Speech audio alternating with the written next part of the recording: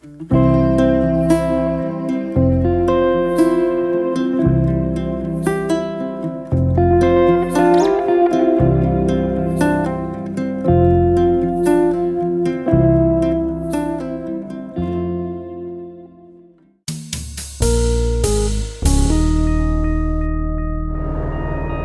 and welcome to Whisky.com, where fine spirits meet.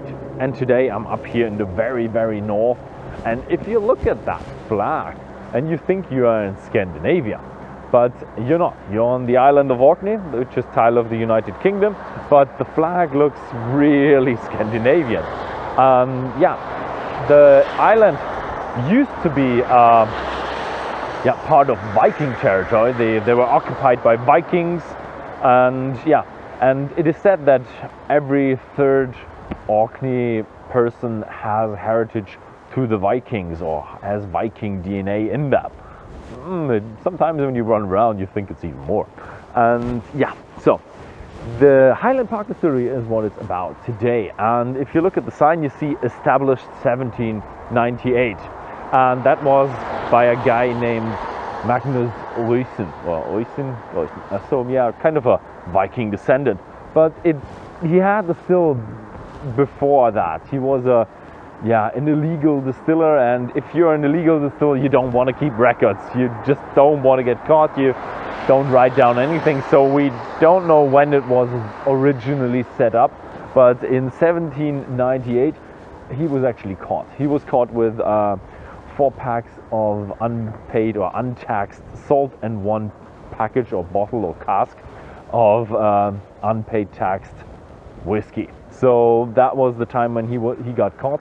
He then sold the distillery, or had to sell the distillery, and the Borwick family took over, and they licensed the distillery, and they did run the distillery as a normal distillery. It wasn't the Highlands up here, even though it's called Highland Park. This is the islands, and the islands could distill legally even before 1823. Yes. Highland Park is not Highland because it's in the Highlands, but it's park means field, and here it was called High Field and High Park. So it was kind of the area that was higher than the town. So that's why it's called Highland Park. It's high above the town, and park is kind of field. That was the distillery's early beginnings. In 1895 the distillery got bought by they got into the Grant family, and the Grants were really very experienced distillers, and they got the distillery up and running and everything going, and but back in the days the distillery was selling their whiskey outside. They didn't bottle themselves, so 80% was going into blends, 20% was going to independent bottlers. And in 1979 the distillery then decided let's get into the single malt business. And for a blend distillery to get into the single malt business is pretty easy, because they have the stocks, they have everything, they just need to bottle their whiskey. And so they bottled a 12-year-old single malt Scotch whiskey from Highland Park, and it was pretty popular. It grew over the years and everything was going well. They built a distillery center, and nowadays the distillery, I don't think they are selling anything anymore except their own bottled single malt Scotch Highland Park whiskey. In 1999 the distillery got into the Edrington Group, which is a trust, and the trust only invests into their distilleries or for charity reasons. So there's not much of a very big profit motive behind that. So it's kind of nice to have a distillery within the trust. So that was kind of the history of Highland Park. Now let's get in there and find out how the whiskey is made.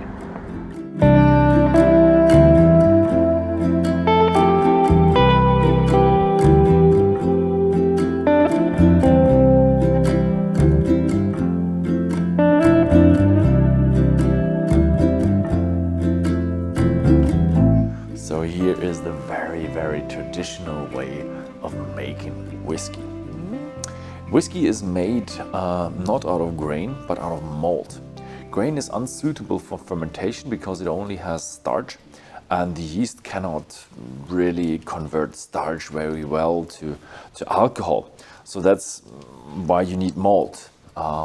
You need sugar for converting the grain into alcohol.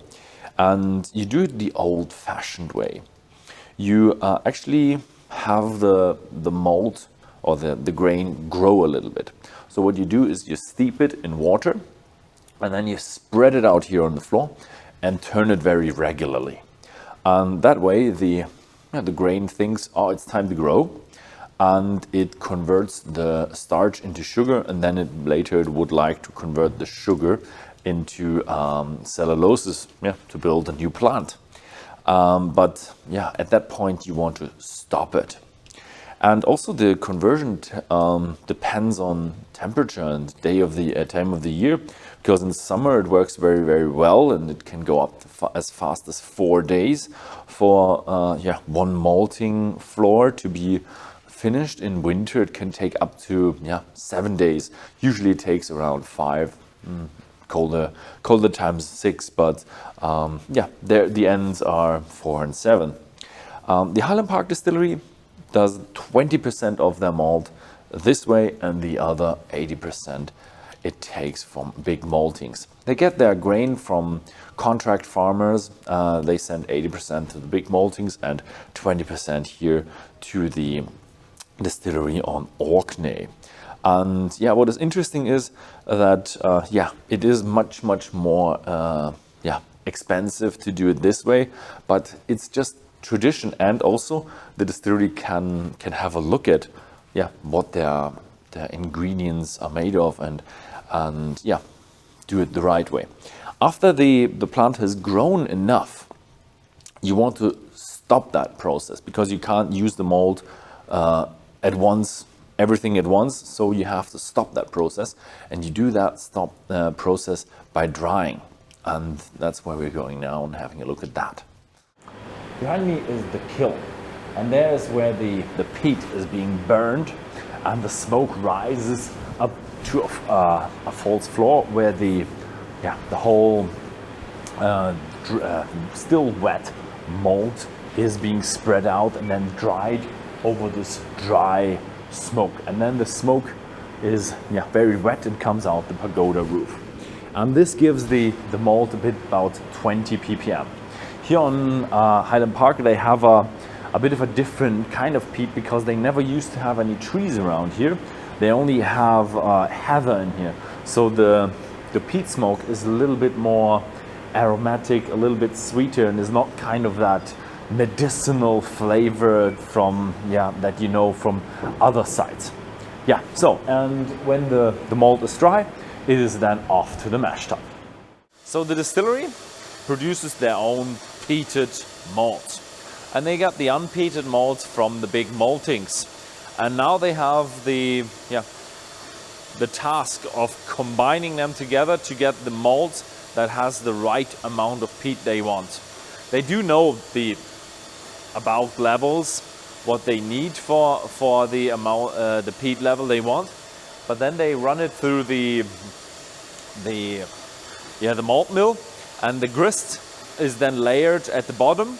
You can then weigh it, and then you add the unpeated grist on top of it, and with these the amounts of phenol levels you measured in your peated production and the unpeated, you can then calculate exactly where you want to come out with a peat level for the mashing. The grist is then filled into this mash tun, 6 tons at a time, and the mash tun is actually the part where it's then mixed together to form a uniform, lightly peated mash. The 6 tons are done 24 times a week, and they do 3 waters. They heat it up gradually, just like any other distillery, but they do it a bit more of the old-fashioned kind of way. And behind me we can see then the washbacks, and let's see how these work. Here, one of the wash bags is being filled. That stuff is hot when it comes out the mash tun, but it's being cooled down before it enters the wash bag. That's because when you add yeast, it produces alcohol, CO2, and heat. So it heats up, so you can't bring it in with a very hot temperature. It wouldn't work very well, and you wouldn't end up with a good wash. So if you smell in there, you realize, that is already a little smoky. So there is a bit of smoke in there.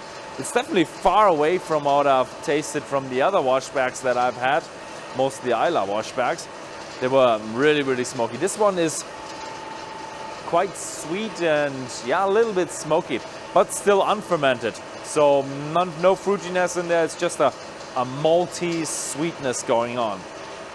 Yeah, when you then add the yeast, you have to wait for 65 hours here at the distillery, and then you end up with an 8% beer. They have 12 wash bags. One of them is actually just a bit leaky, so they have kind of decommissioned it, and they're just waiting and thinking about exchanging wash bags now.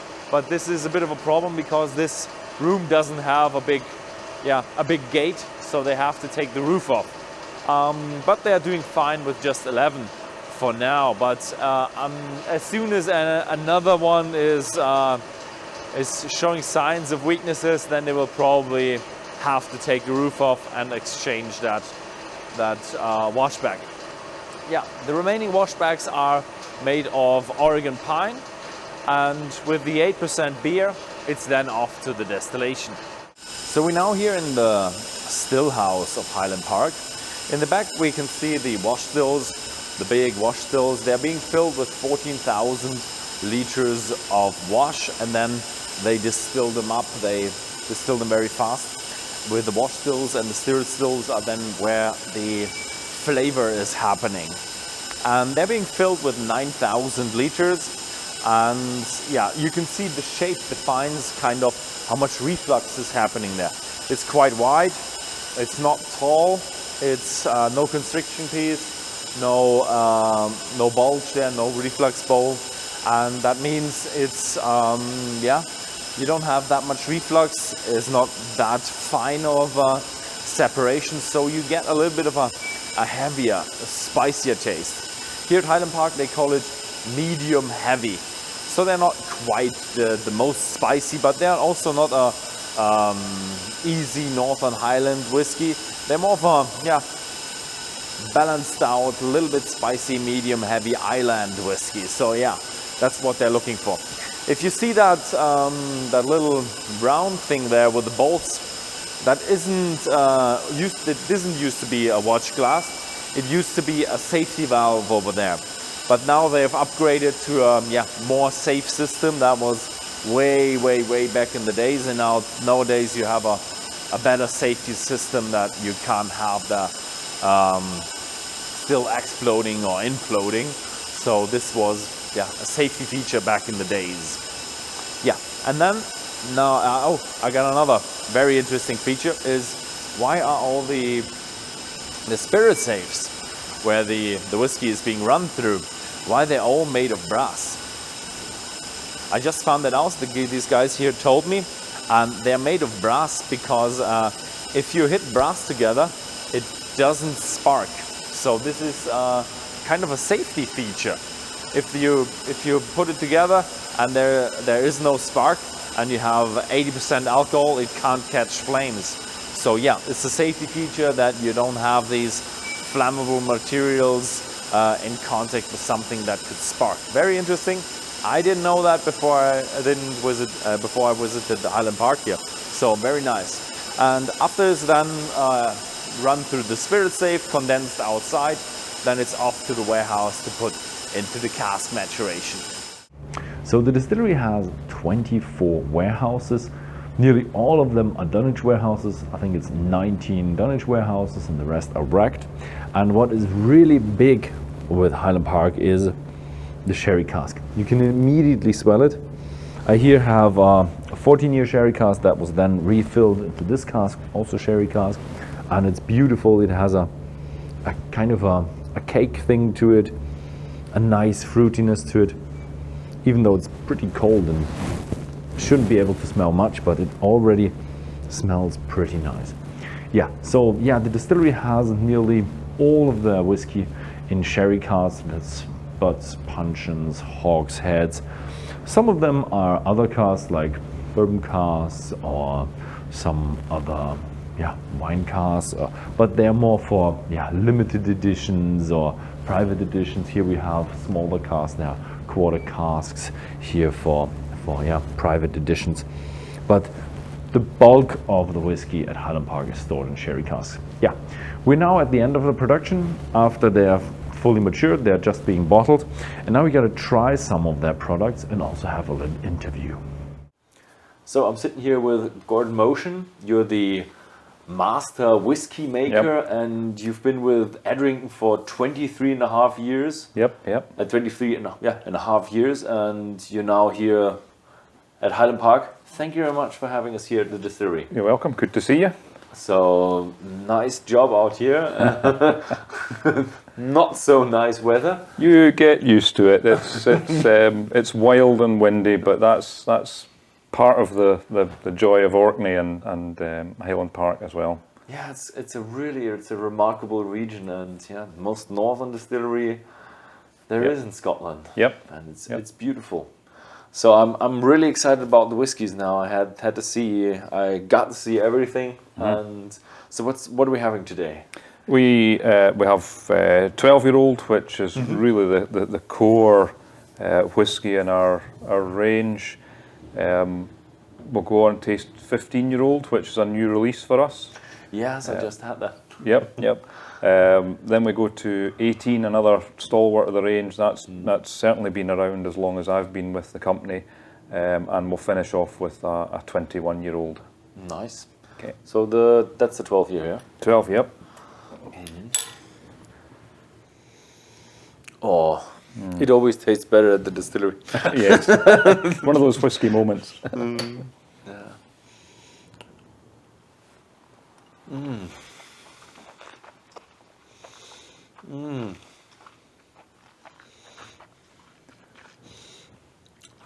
I know why it always tastes different at the distillery, because you just had all the impressions from the production. You've smelled the peat, you've smelled the mash, you smelled the wash, you smell the stills. And you've got all the aromas and senses going round, and you will probably still be smelling of peat today as well from looking at the kilns. And that's it's a unique point of difference for Highland Park. The peat that we use in the kilns is cut from Hobbister Moor, which is a few miles away to the west of us. And I mean, you mentioned the weather jokingly, but the reason that Orkney peat produces the character it does is because of the climate on Orkney. There are very few trees on Orkney as a result of the high winds.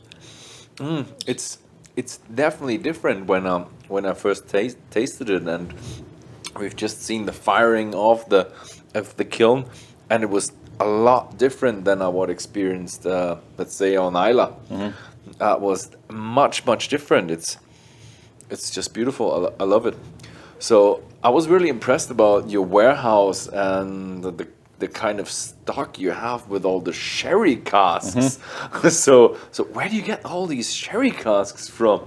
Well, that is really our it's the core of our maturation.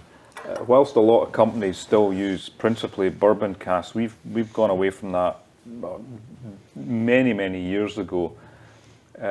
It became more and more difficult to source sherry casks.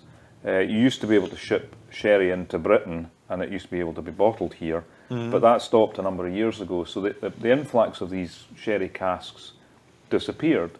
So we had to go to Spain, and we've got a partnerships with a number of sherry bodegas and cooperages who will make the casks for us to our specification, toast them to our specification. We'll season them in bodegas with wine to our specification.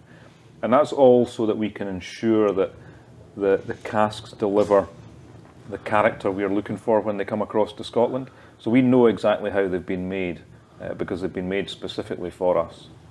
Okay, so the sherry production is kind of part of your production of whiskey. Absolutely. I mean, we probably keep a number of cooperages and bodegas going in Spain, Okay. just purely seasoning the casks for us. Yeah, and I've heard that you even import the wood for that. Yeah, we have two principal types of sherry casks. We have casks made from oak sourced in Europe, principally northern Spain. That tends to be high in tannins, which give you a real dark, natural colour and a spicy cinnamon, nutmeg character, and also a sort of dried fruit character.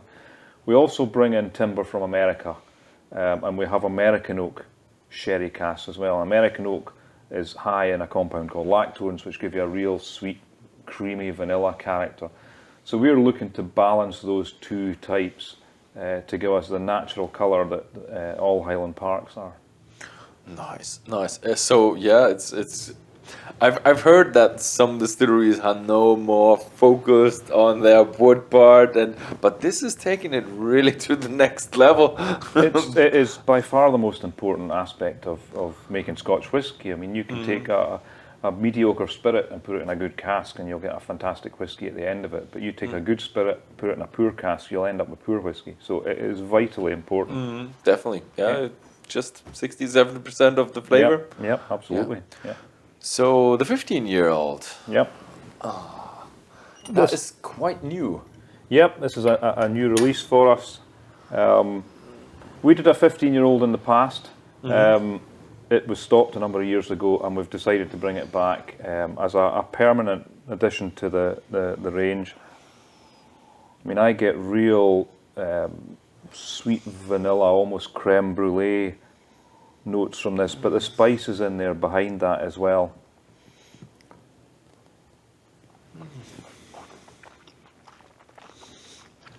So the spice is partly coming from the use of European oak, but also from the peat. It's slightly higher strength as well, just over 44%, just as a little point of difference. But nice, sweet, rich, creamy vanilla character. Yeah, I love it. I like it. It's a bit of a mixture between that nice sweetness and the bit of a spiciness going on, yeah. We're always, I mean, that's typical of Highland Park new make spirit. We're looking for sweet and spicy. It should just be a nice sweet and peat, a nice balance. Yeah, I love it that it's just, you have that light peatiness. I think there are not enough distilleries doing light peated whiskies. It's just beautiful when you have like a really phenolic and like 50 ppm plus.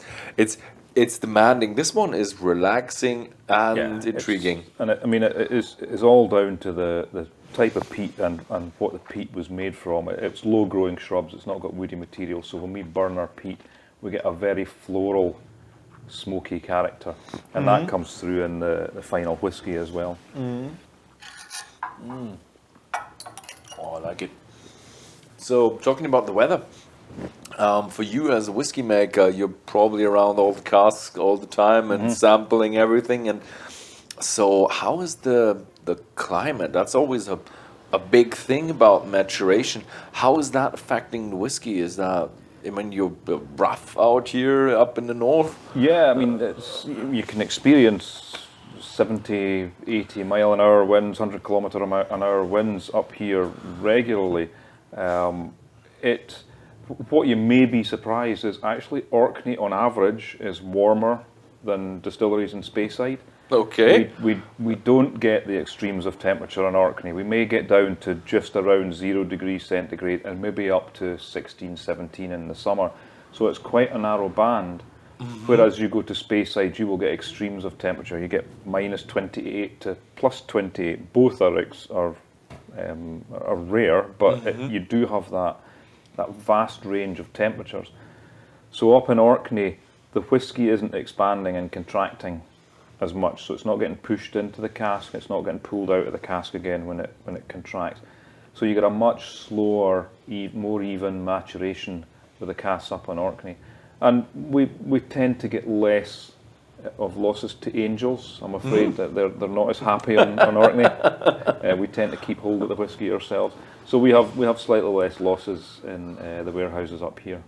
Okay, so with a kind of a slow maturation that doesn't get that much additive maturation, and you don't lose that much, that would be perfect for really, really old whiskies, wouldn't it? Yep. I mean, we've recently released another 50-year-old whiskey, so and the strength has held up quite well. That's the one thing you got to worry about with the older whiskies is when they head down to 40%. But yeah, we've the slow maturation.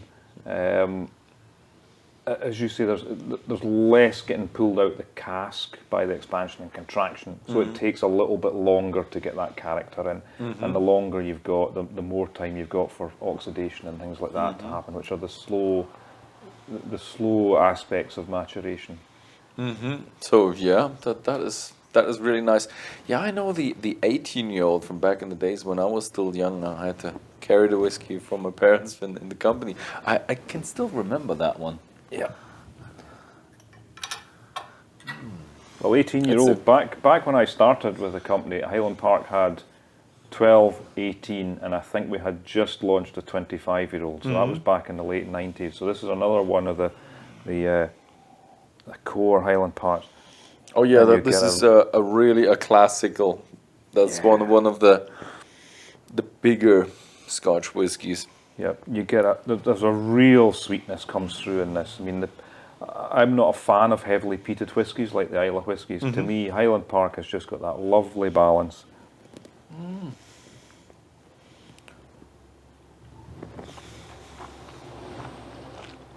And again, as we go up through the range from 12, 15 to 18-year-old, I increase the amount of first fill sherry casks that are used. So you start to get a little more intensity of flavour from the increase in the use of particularly the European oak. This is really fruity and really a lot of dried fruits in there. Tons of dried fruits and sweetness.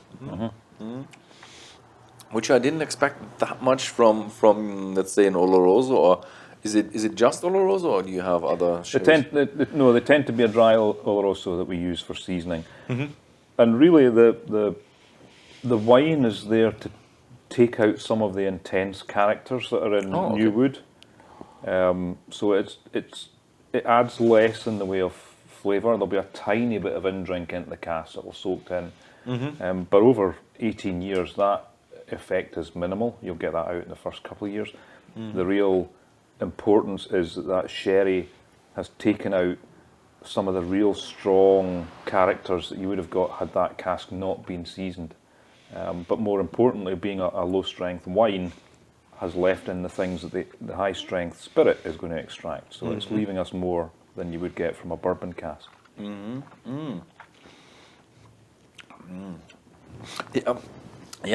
First when I heard that you have like a really, really high number of sherry casks, and you have like a teeny tiny bit of other casks, bourbon casks, and you first think, okay, that's kind of a linear thing. But if you look at sherry casks, in European oak, American oak, then different kind of sherry, a bit different sizes, punch, and so there is a good amount of palate that you can use for making whiskey. Every cask is different. I've been looking at casks this morning that are all refill casks, and you've got some of them that are towards the end of their life. They've got added a little bit of colour, but you've got some maturity there from the age of them, and you've got other ones that you would swear had just been filled that day. They were the intensity of colour and character in them. So every cask is different. Even the first fills are all different, and that's the whole point of the master whiskey maker, is trying to create every batch of 18-year-old and every batch of 12-year-old exactly the same time and time again. So, but this is a hard job, I have to say, that because I taste the flavors and get the flavors for fun. But I had one challenge where I had to mix a whiskey.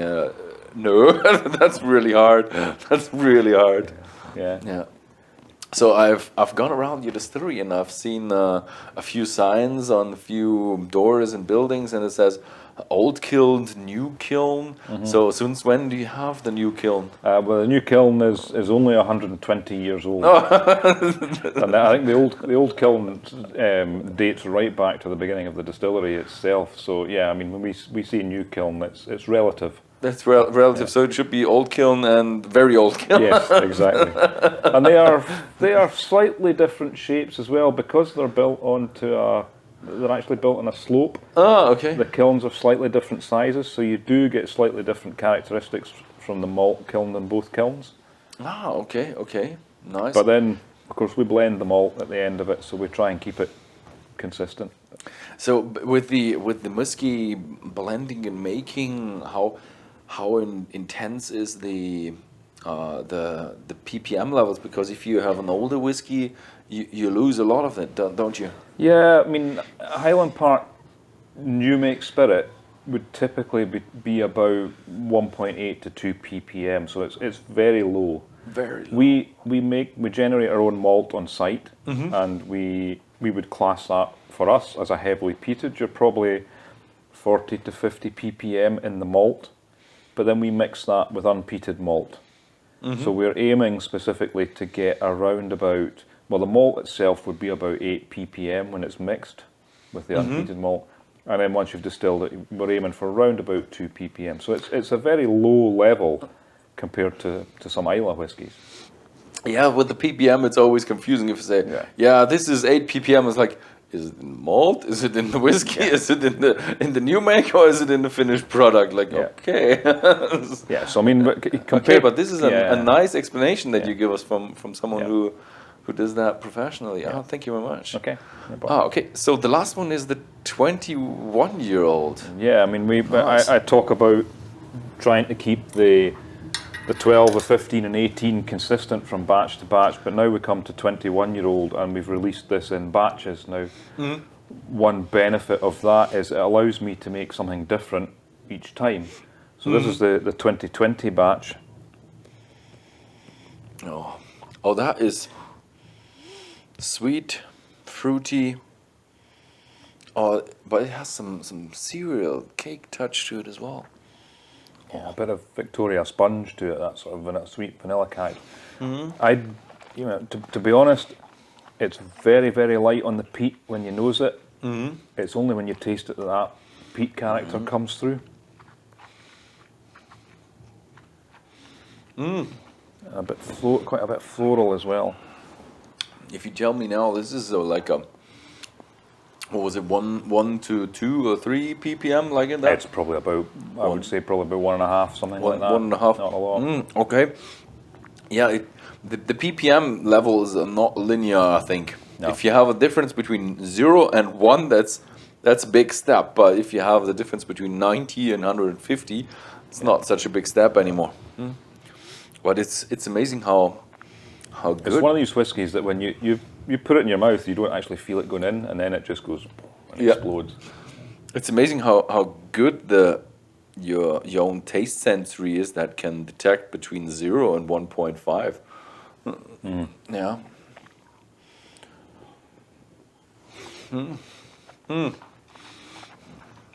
But it's lovely that it's not overwhelming. Yeah, that it's not a nuance of smoke yet, but it's a slightly less dominant aroma, I would say. You still have the huge sweetness and fruitiness and cake feeling, maltiness going on, and that touch of some of the Islay whiskies with the really strong peats, I feel is like an instrument in a band that's playing too loud. It just hides everything else. So this we've toned everything down, and I do like the Islay sometimes as well. They are fun, and if you have the olders, they are also good. But this is just very enjoyable. This is good. I've heard you're looking for the balanced one, and that is a nice balance between a nice medium spicy Scotch and a very light peated. Oh, I like it. Okay. That was really great. Thank you very much for introducing to the whiskies and answering some questions. So thank you very much for having us here at the distillery. You're welcome. Good to see you. Thank you very much for watching this video. And if you found this video interesting, then please feel free to share this video with your friends. Yeah, thank you very much and see you next time.